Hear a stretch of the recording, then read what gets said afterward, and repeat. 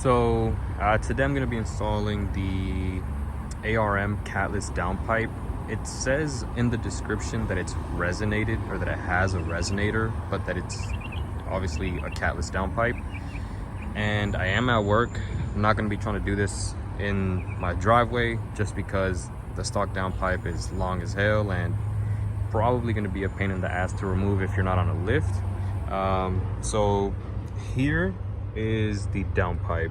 So it is in 3 sections. Obviously the main bit here, like I said, it has a resonator that connects to the turbo. Obviously it's in 3 pieces, so it's a lot easier to install than this mid pipe section. And it does come with 2 different adapters. So one for the stock exhaust, and then one if you have a 3-inch catback system. So obviously I'm still on stock exhaust. This is what I'll be using. And it does also come with clamps. So it came with two V-band clamps and 2 decals. So what I'm going to start off doing is, I don't have the car up on a lift yet, but what I'm basically going to start doing is kind of like the basic stuff that I can do without a lift, or that you need to do with the car still down, which is uninstall or remove the O2 sensor, which the one that you're going to end up removing is this one. So you just kind of unhook this line here.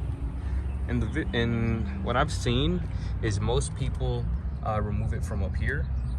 I don't really know that you need to remove it before removing the downpipe. I guess we'll see, or I guess it's a good idea to not damage it. But you basically have this Allen head screw that's holding the V-band to the turbo.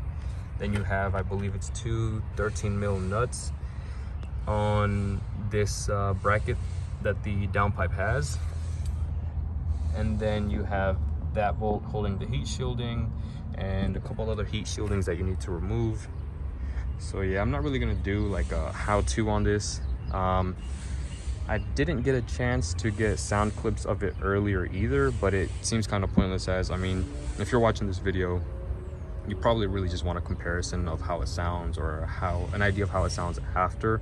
I mean, you obviously know what your stock exhaust and stock downpipe sounds like, so I mean, it's really no point in getting before clips. That, and because I forgot, but yeah.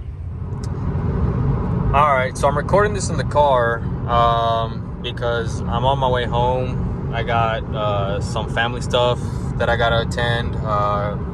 A birthday, I'll say a birthday. I got a family birthday I'm trying to get to, and this is, I literally, I don't know, it sounds the exact same as basically the stock downpipe was on the car, with like obviously the stock cat and the stock resonator and muffler, because I still have the stock exhaust system, and it's great. I mean, you probably hear more road noise from like the tires than anything else, and I couldn't be more happy. I mean, with the RS, it was completely straight piped, so we're talking about a Catless downpipe, and the exhaust itself had no resonator, no muffler, and it was loud as shit, crazy amount of drone.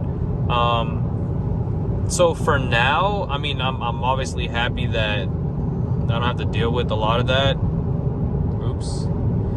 I don't have to deal with a lot of that, but that may change, obviously, if I were to get an exhaust, or I guess whenever I did get an exhaust. I will say this though, like, you can definitely hear more turbo noises. So by turbo noise, I mean turbo spool. I even hear the bypass valve now. I guess because it doesn't have as much back pressure, it's obviously spooling up faster, spooling up more. I don't think you'll be able to catch that, I don't think the camera mic's gonna perceive that if I were to give it gas right now. I'll give it a shot here. I mean, I'm kind of going up a hill now, so obviously it'll put more load on the turbo. Let's see.